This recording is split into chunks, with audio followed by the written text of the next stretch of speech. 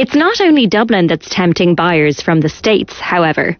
I have seen an uptick since the elections in November, mainly in expat US-based buyers coming back to Ireland.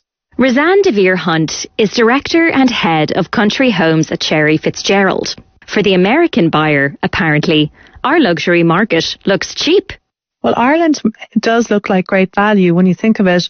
Like sometimes in the centre of New York on the east side, it can be 10 million for a 2-bedroom apartment. We have a property on the market called Ardbrackan, and that's in County Meath on 250 acres. That's on the market at 10 million. You can be back in Dublin Airport in an hour, and it's complete privacy. So when American buyers are looking at a property like this, they maybe look at it differently than an Irish buyer would. The US-based buyer just sees it as great value, and they're generally prepared to go that little bit more for a property. And I suppose many of them can afford to go that bit more and can stretch themselves for a special property. But it's definitely an uptick of a long list of buyers that are coming in. They are either looking for the period houses on land or properties close to the water. High-profile celebrities moving to Ireland has certainly encouraged other Americans to look here too. I'm told by an anonymous estate agent that Rosie O'Donnell just bought in Dublin 4.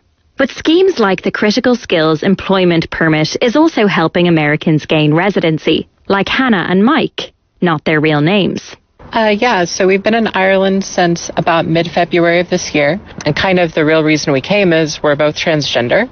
And so that puts us in kind of a little bit of a pickle because a lot of the policies over in the States right now are aiming towards, reducing the rights of transgender individuals and moving to what I would call, the eventual move to get rid of us in one way or another. It's been emotionally difficult, I would say, because, my sister and my father are both having, some medical issues going on.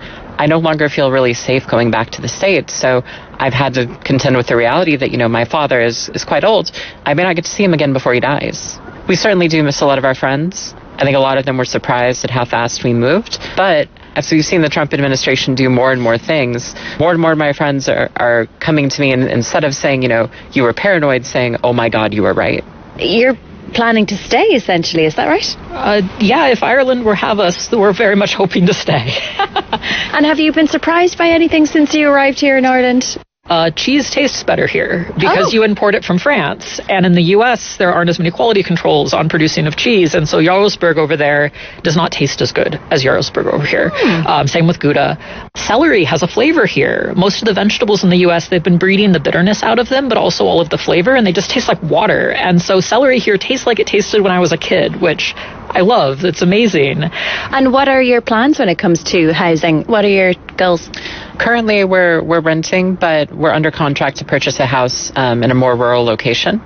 Kind of our hope in doing that is to get somewhere a little bit quieter, a little bit away from the city. And also, we are aware of like the housing pressures in Dublin, and we don't want to contribute to that. So trying to go somewhere where we're not contributing to the housing pressures in the same way is kind of a goal too. Yes. What does all this mean for the Irish?